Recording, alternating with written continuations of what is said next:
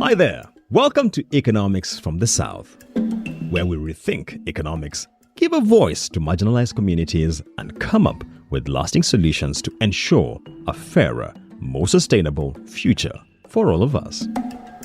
I'm your host, Julian Samboko, a Kenyan business journalist.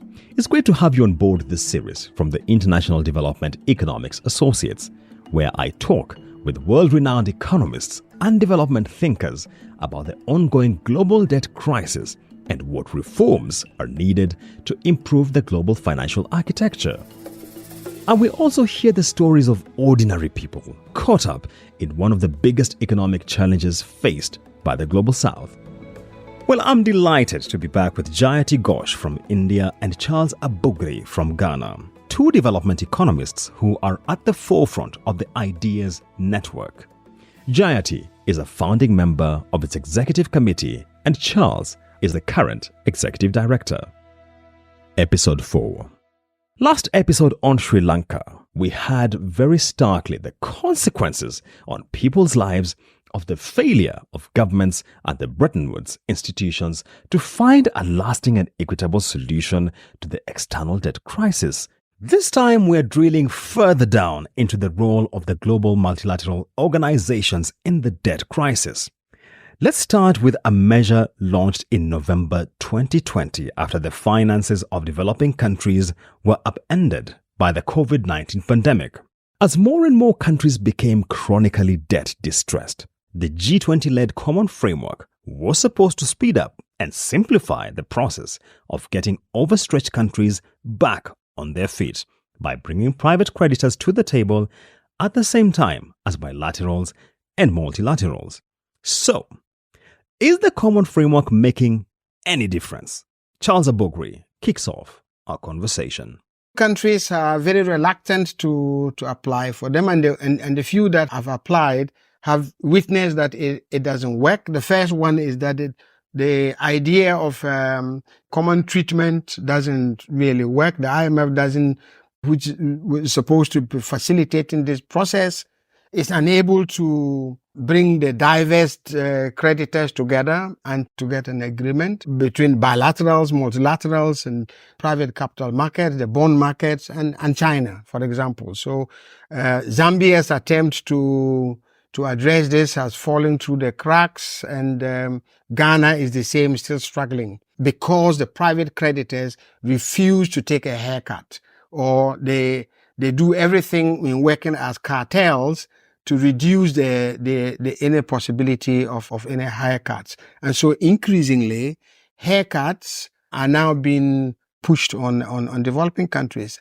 We have seen some new forms of conditionality, which is started with Ghana, which is domestic debt restructuring.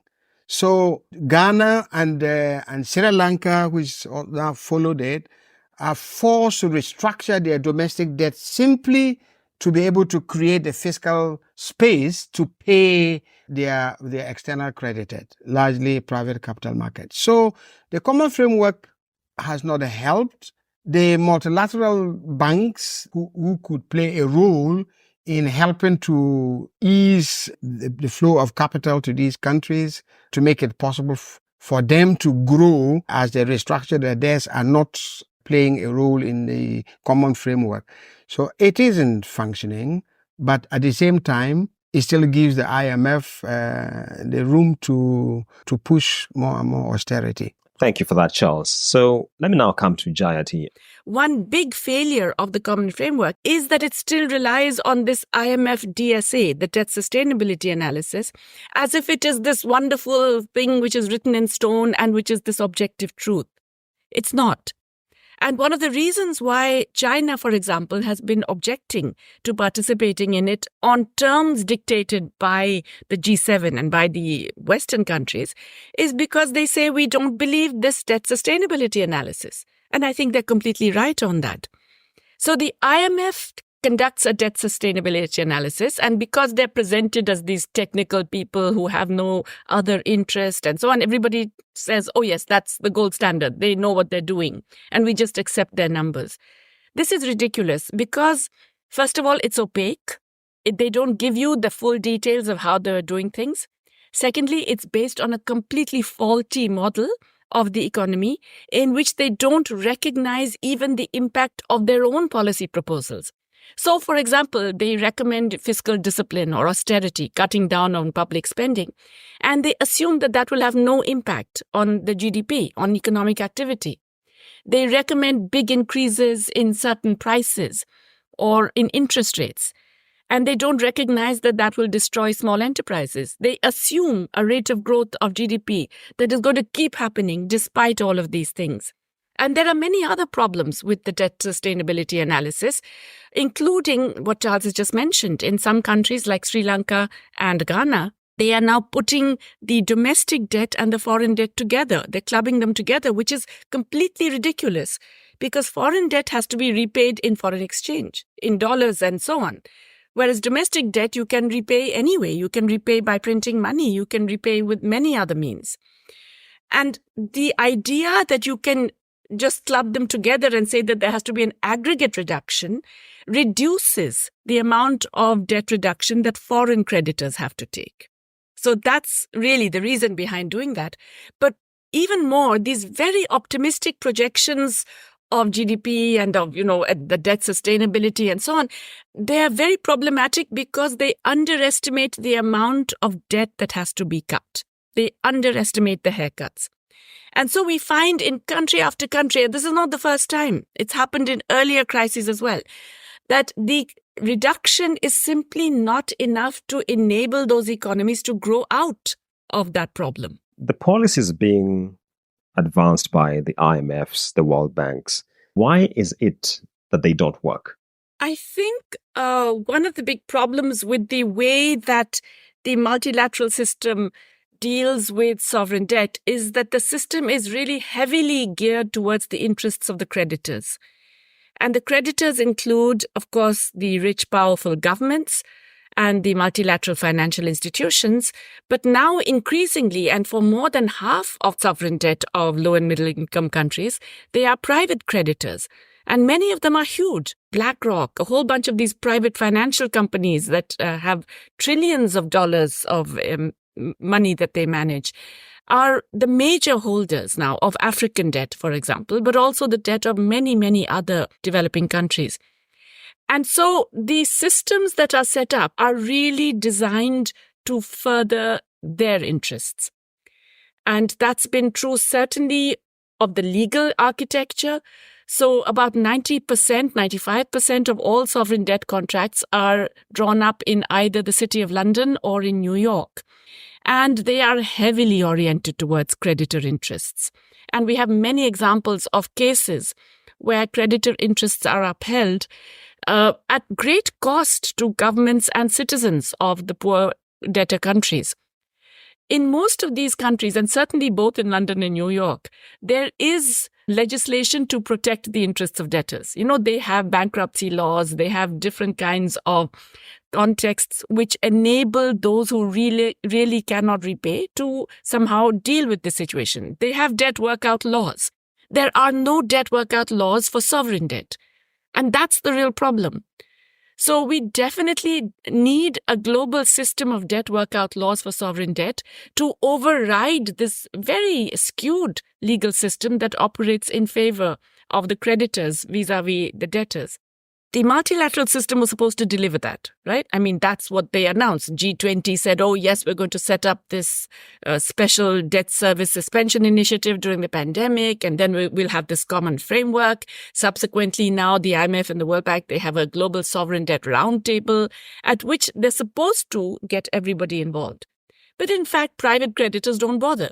They don't see why they have to be involved. There is no pressure on them. There's no urgency for them, and there is no way of forcing them unless the governments of those countries decide to do something, or unless legislation in those countries forces private creditors to the table, just the way it does for domestic debt. This common framework has been in existence for more than 3 years and has not delivered at all. That means that they don't take this debt that seriously. That even if there is a default, it's not going to upset the global system. So we have to somehow generate that urgency if we really want to get a change. sorting out this massive problem of debt distress that so many millions of people are being affected by. Thank you so much, Jayati. Charles, would you like to chip into that question as to why the system as structured does not work? Yeah. Developing countries have always negotiated as individual countries against cartels. So in the past, when they were dependent on formal debt owed to governments, they always went one country against a group of countries and institutions organized around the Paris Club.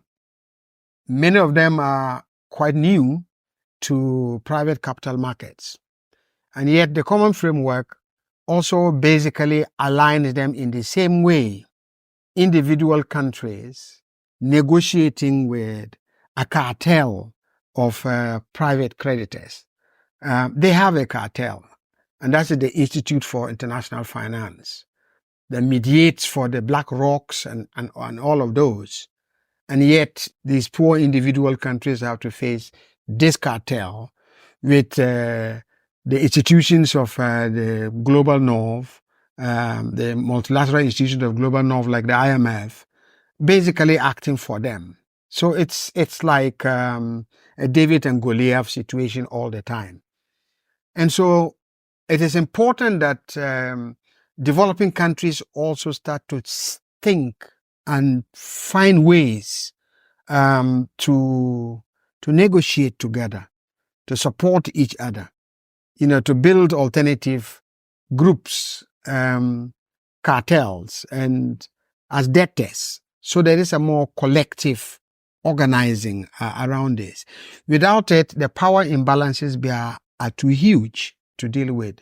Hopefully, we have to see whether the entities like the BRICS and the G20 and the Shanghai initiatives, other alternative institutions that are emerging from the global south, from the global majority countries, can also play a positive role in enabling developing countries to negotiate as collectives. This is very important. But the second point to emphasize is that a lot of these solutions also lie in the hands of developing country governments, what they do in their countries. First and foremost, we have to find a way to resurrect and revive development banking, development finance, ways to raise capital and resources, to channel resources into the productive sectors.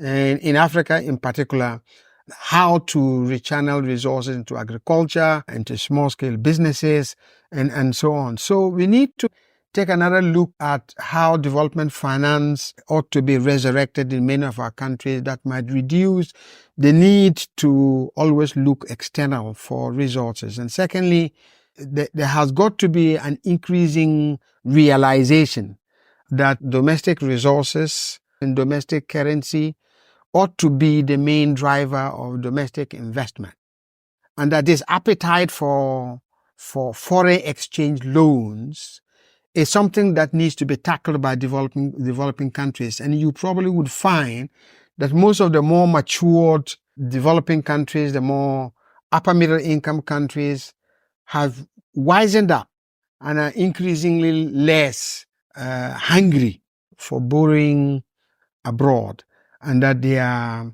looking more and more into how to mobilize domestic resources and mobilize resources in domestic currencies and national currencies for reinvestment.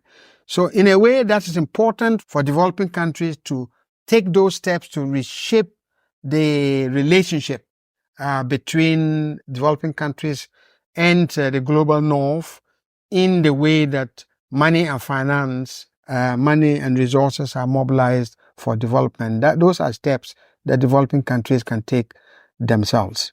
Thank you for that, Charles. So if the policies don't work or are bound to fail, why is it that these institutions, considering their global influence, would be pushing this sort of policies? Jayati. That's such an interesting political economy question.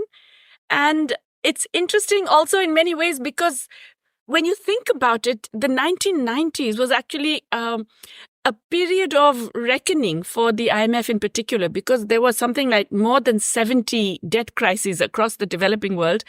And developing countries had become very wary of the IMF because they saw how going to the IMF really gives you a lost decade. I mean, Africa had it, Latin America had it. And so they really went in not much more from there for self-insurance.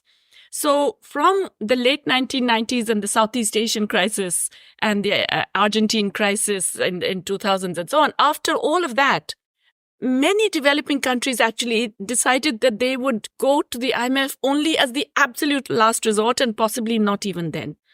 They sought all kinds of other ways of actually addressing the financing gaps and the concerns that they had. And some of them were actually better because they enabled greater self-reliance and greater autonomy and ability to do the kinds of things that Charles was mentioning. By the time of the global financial crisis, the IMF was receiving more money from developing countries than it was giving out. It was almost irrelevant, okay? The World Bank slightly better off, but not very much so. So the global financial crisis almost came like a big gift to them. I mean, suddenly the G20 decided that the IMF is the institution that will have to help everybody recover from this. And they all recapitalized. All the G20 members decided to recapitalize the IMF to provide more financing for the rest of the world in the middle of this crisis. The IMF was literally this patient on life support, and it got resurrected by the global financial crisis. And of course, it then covered itself in glory during the Eurozone crisis, where it did its usual conditions, but, less than it does in most developing countries. And yet even those conditions were correctly seen as incredibly damaging for the economies. And Greece, for example, has experienced more than a decade of deterioration of living conditions and so on. So the IMF has become an instrument of the great powers to keep the financial system in a way that would benefit large capital that is mostly based in the North, I would say. Unfortunately, the problem is really that these are really the only institutions we have that are global, multilateral in that economic and financial sense. We have the IMF, the World Bank, and the WTO, unfortunately, as the main multilateral institutions. Now, we can say they are terrible, and they are. We can say their functioning has been disastrous, which it has been. We can say that their programs and the way they lend and the kinds of conditions they impose are deeply damaging, undemocratic, and designed to benefit the rich and the creditors. We can say all of that. But unfortunately, that's the framework we have. So we can say we want to just dump them and build another framework. We know we can't build another global framework. It's not so easy, especially in this very divided world that we have right now. So what do? I mean, I think definitely we have to think of ways of using whatever benefit we can get out of them and then minimize the need or relying on them. So in terms of benefit, there is one major benefit that the world could still extract from the IMF. And when I say world, I mean mostly the people of the developing countries, the global majority. And that is in the special drawing rights, which is the liquidity that the IMF can create. So the IMF has the capacity to create special drawing rights, which are basically a unit of account. They lie in every country gets allocated these special drawing rights, and they lie in your reserves in the IMF. If you want to use them, you can exchange them for any currency. So you can exchange them for dollars or euro or yen or anything. But then you pay a rate of interest for doing that, but there's no other cost. And there's no cost to anyone else. Now, if we just allowed an expansion of special drawing rights, SDRs, every year, just in accordance with how the world economy is growing. Because the whole idea is that it should be at least, the same proportion to the world economy as it was, let's say, 10 years ago. Now, if we just allowed SDRs to be issued along with the expansion of the global economy, that would generate about $200 to $250 billion a year. Okay? And the great thing about SDRs is that It's only the country that uses them that pays that SDR interest rate. No other country has any cost whatsoever. It's completely costless for all these countries. If you had that, you have to stop worrying and begging the rich countries for some ODA, begging them for some debt relief, begging them for all of these things, if you allocate it properly. Now, at the moment, SDRs are allocated according to your quota in the IMF. That's another ridiculous thing. That was something that was done when it was first set up in 1944, based on shares of the global economy then. And so obviously it's completely out of date. But in any case, why distribute SDRs according to quota? Because most of the countries who get them, who get 60% of the quotas, are never going to use them. They are the US, the G7, and so on. They don't need SDRs. Instead, I was part of a commission that actually argued that IMF SDR should be distributed for two things. One, they should go for global public investment to combat climate change, both adaptation and mitigation, because we know that that's already creating huge problems across the world. But also they should go to countries in need depending on certain criteria.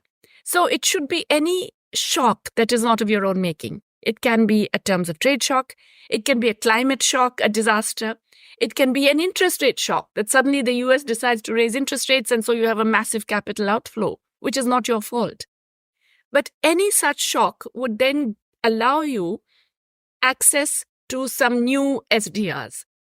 And then you could use those SDRs. In fact, just having those SDRs in your reserves could make your life easier as a debtor economy. That's one of the relatively small ways in which we could use the existing financial architecture. Thank you, Jayati, for that. So having had the conversation that we've had, what changes do you think need to happen to ensure the management of sovereign debt is more just and works for people in the most vulnerable countries? Charles?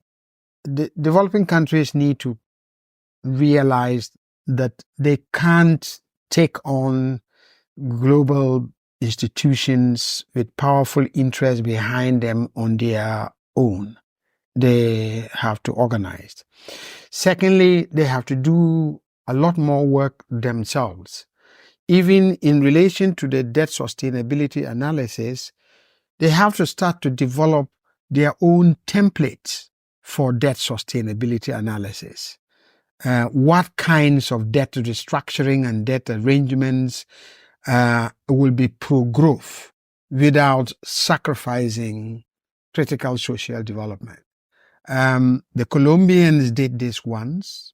They worked on their own debt sustainability framework and used that to negotiate with the IMF. You have to learn to negotiate with strength. So we have to build in the progressive elements of a pro-growth, fair haircut sharing arrangement into our own debt sustainability frameworks. We have to do this work. Secondly, civil society, especially in Africa, have to stop believing that the IMF is the instrument for disciplining their own government. It's understandable that the crisis of development that also translated into, a crisis of governance in many of our countries has led many, ordinary citizens to believe that they are no more able to hold their own governments to account and think that the IMF is the means for doing so. The IMF was not set up to hold your governments to account in order to build democratic systems, accountability in your countries. They are part of a global financial infrastructure that serves more powerful interests and basically ends up creating more dependency on debt and dependency on repeated restructuring, and so on. So we have to learn to solve our own governance problems, and by doing so, we create more space for increasing internal generated resources for our own development, and for ensuring that we can, we reduce reliance on external debt, increase the foreign exchange earnings by ourselves for our needed imports, and utilize our own domestic currencies. So the reform of the international financial architecture also starts with the way in which developing countries position themselves individually and collectively as pillars of strength. A huge thanks to Charles Abugre, Executive Director of Ideas and academic and development economist Jayati Ghosh, for such valuable insights into the global debt crisis. Now, in the last of our reports on how debt default and distress is affecting working people, let's head to Southern Africa. In November 2020, Zambia was the first African country to default on its sovereign debt during the COVID-19 pandemic. The country is now closer to ending 4 years in default after securing a $1.3 billion loan from the International Monetary Fund, but its experience with the Common Framework has really highlighted the scheme's flaws. In the middle of all this economic uncertainty, Zambia has also experienced one of the worst ever droughts. Food supplies have been hit, as have power, because most of Zambia's energy comes from hydro. Our reporter, Mutuna Chanda, has been speaking to Jocelyn Mofu about her experiences as a poultry farmer. I think I can say I'm a backyard chicken farmer. I was working for Bank of Zambia, and then I stopped working in 1991. When I lost my husband, I remained alone, and I used to live with my son, who is out of employment as well, and another nephew who was also not working. So the three of us, plus the maid, and life became so difficult. Okay, I used to have to get help from some of my children, but still I needed something to sustain myself. Living on this life of begging, I don't like it at all. So I started this business in 1999, and I started with only 200 chickens. In fact, I grew from 200 chickens to about 900 chickens. But then I had a disaster at some point. All the chickens died. The 900, I didn't even sell, not even one chicken. So I had to restart again. This was 3 years ago. These chickens that you're keeping, how many weeks are they? I can see they're quite small. They are 19 days. I order them at the point of a day old, just when they are hatched. In fact, the brooding period is about 10 days. And during the period of brooding, at least the poultry should be very, very warm. Otherwise, if they experience the cold weather and you are not very careful, they may grow, but then the impact will show in the 4th week to 5th week. They will just start dying. So I have to make sure that the room is hot. Okay. And how do you do that? I use the braise ambaula with in fact, charcoal is not very good, but I use fire blocks. What are those fire blocks made of? Those fire blocks, they are made of farm produce, the waste from the farm. This is cheaper for me than the electrical heating. I start selling at 5 weeks. And sometimes when the growth is slow, I start selling at 6 weeks. But the input is so much comparing with those days when I started. Because things have gone up, feed is very expensive, all the medicines I need, they are also very expensive. When I started, feed was less than 50 kwacha. Okay. Now feed is above 700 per bag. And when I calculate the price, in fact, the input goes up to about 45,000. 45,000 kwacha. Yes, for only 500 chickens. Right. That's slightly under $2,000, 45,000. What sort of measures have you had to put in place in order to stay in business? I have no choice but to increase the cost of the chicken. Yes. Have your customers been accepting that? At first they complain. But with food, even if you complain, at some point you just give in. You still need it. You still need to eat. Yes. I can say they have accepted, though they have no choice, but they are not buying as much as they used to buy. when they were reasonable. There are sudden increases of feed prices, the way you have chickens that have to grow until they sell. How do you navigate that? You make a budget to say, at the point of selling, I'll spend this much.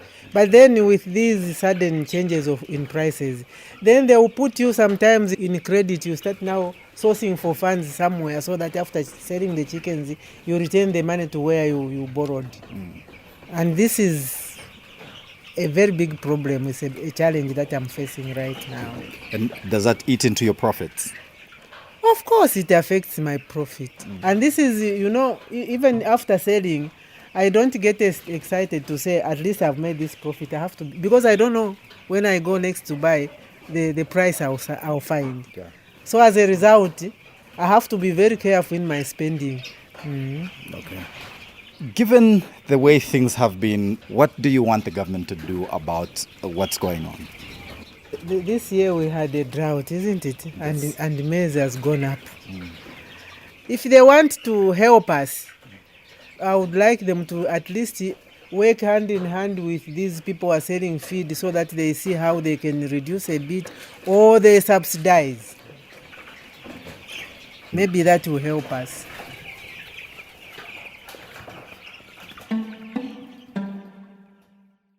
Many thanks to Jocelyn Morfu, a chicken farmer in Lusaka, on the challenges of running a small business in a debt-distressed country like Zambia. Next time on Economics from the South, we'll hear from Yufeng Lee, a special advisor on economics and development finance at the Geneva-based South Center. In order to tackle the problem of widening inequality, the Brazilian presidency has made great progress in formulating the global taxation against the very rich. Very often, the very rich, they don't pay taxation at all. So we see the kind of difference when countries like Brazil is in the helm of G20. Thanks for listening to Economics from the South from the International Development Economics Associates, a group of progressive economists from Latin America, Asia, and Africa who center the needs and perspectives of the Global South. More details in the podcast show notes, including links to the Ideas website, where there's more information about what we've been discussing. Please follow or subscribe to Economics from the South wherever you get your podcasts.